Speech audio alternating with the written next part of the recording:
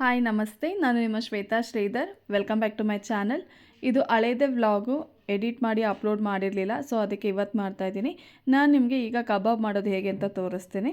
ಇದಕ್ಕೆ ಕಬಾಬ್ ಬೇಕಾಗಿರುವಂಥ items, first ನಾನು ಚಿಕನ್ ತೊಗೊಂಡಿದ್ದೀನಿ.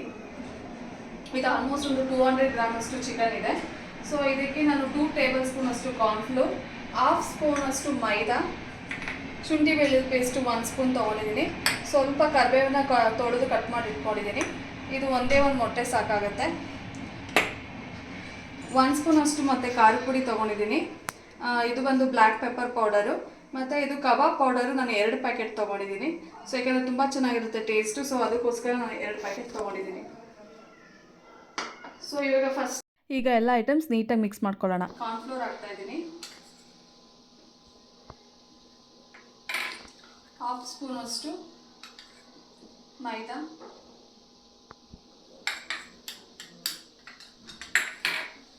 ಶುಂಠಿ ಬೆಳ್ಳುಳ್ಳಿ ಪೇಸ್ಟ್,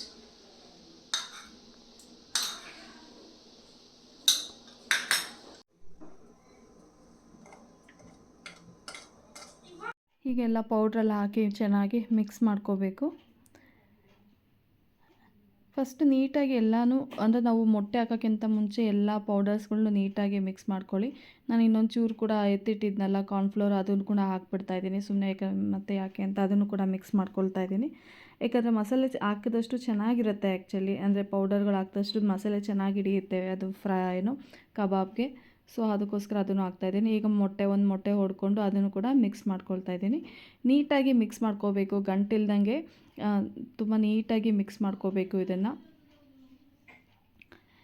ಆ್ಯಕ್ಚುಲಿ ಏನು ಗೊತ್ತಾ, ನಾವು ಎಷ್ಟು ಚೆನ್ನಾಗಿ ಮಿಕ್ಸ್ ಮಾಡ್ತೀವೋ ಅಷ್ಟೇ ಚೆನ್ನಾಗಿ ಅದು ಉಪ್ಪು ಖಾರ ಎಲ್ಲ ನೀಟಾಗಿ ಹಿಡಿಯುತ್ತೆ. ಸೊ ನಾವಿದೆಲ್ಲ ನೀಟಾಗಿ ಅದಕ್ಕೋಸ್ಕರ ಮಿಕ್ಸ್ ಮಾಡಿಕೊಂಡು ಒಂದು ಸ್ವಲ್ಪ ನೀರು ಹಾಕ್ಕೊಳ್ಳಿ. ಜಾಸ್ತಿ ನೀರು ಬೇಡ, ಯಾಕಂದರೆ ಅದು ಚಿಕನ್ನಲ್ಲೇ ನೀರು ಬಿಟ್ಕೊಳ್ಳೋದ್ರಿಂದ ಜಾಸ್ತಿ ನೀರು ಬೇಕಿಲ್ಲ. ಸೊ ನೀಟಾಗಿ ಒಂದು ಸ್ವಲ್ಪ ರುಚಿಗೆ ಜಾಸ್ತಿ ಬೇಡ ಉಪ್ಪು, ಯಾಕಂದರೆ ಆಲ್ರೆಡಿ ಕಬಾಬ್ ಪೌಡರ್ ಸ್ವಲ್ಪ ಉಪ್ಪಿರುತ್ತೆ. ಸೊ ಅದಕ್ಕೋಸ್ಕರ ಜಾಸ್ತಿ ಉಪ್ಪು ಬೇಡ. ಸೊ ಸ್ವಲ್ಪ ಉಪ್ಪು ಹಾಕ್ಕೊಂಡು ನೀಟಾಗಿ ಮಿಕ್ಸ್ ಮಾಡ್ಕೊಳ್ಳಿ. ಸೊ ಈಗ ನೀಟಾಗಿ ಮಿಕ್ಸ್ ಮಾಡ್ಕೊಂಡೆ ಆಯಿತು. ಈಗ ಒಂದೊಂದೇ ಚಿಕನ್ ಹಾಕ್ಬಿಟ್ಟು ಚೆನ್ನಾಗಿ ಮಿಕ್ಸ್ ಮಾಡ್ಕೋಬೇಕು. ಚಿಕನ್ನ ಎಷ್ಟು ನೀಟಾಗಿ ಮಿಕ್ಸ್ ಮಾಡ್ತಿರೋ, ಉಪ್ಪು ಖಾರ ಮಸಾಲೆ ಎಲ್ಲ ನೀಟಾಗಿ ಹಿಡಿದ್ರೆ ನಿಮಗೆ ಕಬಾಬ್ ಮಾಡಿದಾಗ ತಿಂದಾಗ ಅಷ್ಟೇ ಟೇಸ್ಟ್ ಸಿಗುತ್ತೆ.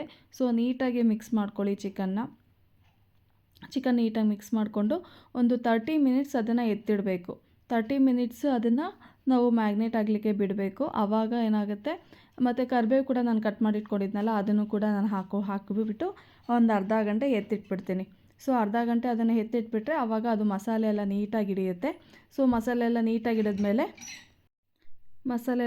ಹಿಡಿದ್ಮೇಲೆ ಅದನ್ನು ಎಣ್ಣೆಲಿ ಹಾಕಿ ಫ್ರೈ ಮಾಡಬೇಕು.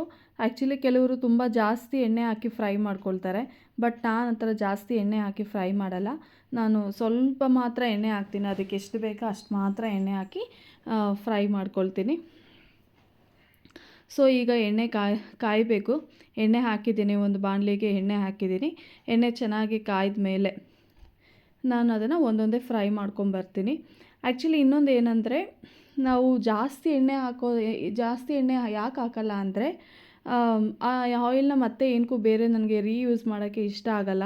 ಬಿಕಾಸ್ ಆಲ್ರೆಡಿ ಕಬಾಬ್ಗೆ ಹಾಕಿರೋದು ಮತ್ತೆ ಅದನ್ನು ಏನು ರೀಯೂಸ್ ಮಾಡೋದಿಲ್ಲ. ಅದಕ್ಕೋಸ್ಕರ ನಾನು ಸ್ವಲ್ಪ ಎಣ್ಣೆ ಹಾಕಿ ಫ್ರೈ ಮಾಡ್ತಾಯಿದ್ದೀನಿ. ಆ್ಯಕ್ಚುಲಿ ಏನು ಗೊತ್ತಾ, ಅದು ಸ್ಮೆಲ್ ಎಷ್ಟು ಚೆನ್ನಾಗಿ ಬರ್ತಾಯಿದೆ ಅಂದರೆ, ಆ ಫ್ರೈ ಮಾಡಬೇಕಾದ್ರೆ ಘಮ ಘಮ ಅಂತ ಸ್ಮೆಲ್ ಬರ್ತಾಯಿದೆ. ಆ್ಯಕ್ಚುಲಿ ನೀವು ಕೂಡ ಇದನ್ನು ಟ್ರೈ ಮಾಡಿ ನೋಡಿ. ನಾನು ಹೇಗೆ ಮಾಡಿದೆ ಅದೇ ರೀತಿಯಲ್ಲಿ ನೀವು ಕೂಡ ಒಂದ್ಸರಿ ಮಾಡಿ ನೋಡಿ. ನಿಮಗೂ ಕೂಡ ಇದು ಇಷ್ಟ ಆಗುತ್ತೆ ಅಂತ ಅಂದ್ಕೊಳ್ತೀನಿ. ಹೇಗಿದೆ ಅಂತ ಆಮೇಲೆ ನನಗೆ ಕಮೆಂಟ್ ಮಾಡಿ ಕೂಡ ತಿಳಿಸಿ. ನಮ್ಮ ಮನೆಯಲ್ಲಂತೂ ಮಕ್ಕಳಿಗೆ ತುಂಬ ಅಂದರೆ ತುಂಬ ಇಷ್ಟ ಕಬಾಬು. ಆ್ಯಕ್ಚುಲಿ ನಾವು ಹೊರಗಡೆ ತೊಗೊಂಬರ್ತೀವಲ್ಲ ಕಬಾಬು, ಅದರಲ್ಲಿ ಬರೀ ತಿಂತಾಯಿದ್ರೆ ಬರೀ ನಾರು ತಿಂದಂಗೆ ಆಗ್ತಾ ಇರುತ್ತೆ, ಆ ಥರ ಫೀಲ್ ಆಗುತ್ತೆ. ಬಟ್ ಇದು ನಾವು ಮನೇಲೇ ಮಾಡೋದ್ರಿಂದ ಆ ಥರ ಫೀಲ್ ಆಗೋಲ್ಲ. ನೀಟಾಗಿ ಬೇಯಿಸ್ತೀನಿ ನಾನು. ಒಂದು 5 ನಿಮಿಷ ಈ ಥರ ಲೋ ಫ್ಲೇಮಲ್ಲೇ ಇಟ್ಬಿಟ್ಟು ಚೆನ್ನಾಗಿ ಬೇಯಿಸ್ತೀನಿ.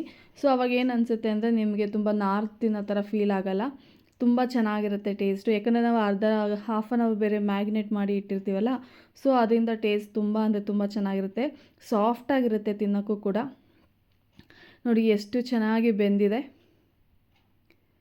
ತುಂಬ ಅಂದರೆ ತುಂಬ ಚೆನ್ನಾಗಿ ಕೂಡ ಬೆಂದಿದೆ. ನನಗೆ ಆ್ಯಕ್ಚುಲಿ ಆ ಕಬಾಬ್ ನೋಡ್ತಾನೆ ಇದ್ದರೆ ತಿನ್ನಬೇಕು ಅಂತ ಫೀಲ್ ಆಗ್ತಾಯಿದೆ, ಅಷ್ಟು ಚೆನ್ನಾಗಿ ಬಂದಿದೆ. ಟೇಸ್ಟ್ ಕೂಡ ತುಂಬ ಚೆನ್ನಾಗಿತ್ತು. ನನ್ನ ಮಕ್ಕಳಿಗೆಲ್ಲ ತುಂಬ ಅಂದರೆ ತುಂಬ ಇಷ್ಟ ಆಗುತ್ತೆ ನಾನು ಮಾಡೋ ಕಬಾಬು. ಸೊ ಇಲ್ಲಿಗೆ ನನ್ನ ವ್ಲಾಗ್ ಮುಗಿಸ್ತಾ ಇದ್ದೀನಿ. ಇನ್ನೂ ಯಾರಾದರೂ ನನ್ನ ಚಾನಲ್ನ ಸಬ್ಸ್ಕ್ರೈಬ್ ಮಾಡಿಲ್ಲ ಅಂದರೆ ದಯವಿಟ್ಟು ಸಬ್ಸ್ಕ್ರೈಬ್ ಮಾಡಿ, ಶೇರ್ ಮಾಡಿ, ಲೈಕ್ ಮಾಡಿ. Thank you for watching.